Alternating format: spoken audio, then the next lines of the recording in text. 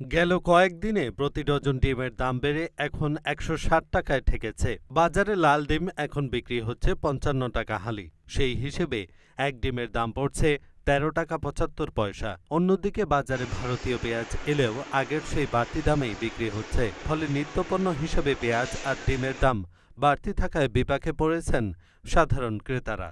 শুক্রবার রাজধানীর বিভিন্ন বাজার ঘুরে দেখা গেছে বাজারে প্রতি কেজি পেঁয়াজ বিক্রি হচ্ছে ৭০ টাকা। গত ২ সপ্তাহ ধরে খুচরা বাজারে এই দামেই বিক্রি চলছে। অথচ দেশে ভারতীয় পেঁয়াজ আমদানি শুরু হয়েছে, তবুও সেই উচ্চ মূল্যেই বিক্রি হচ্ছে নিত্য দরকারি এই পণ্যটি।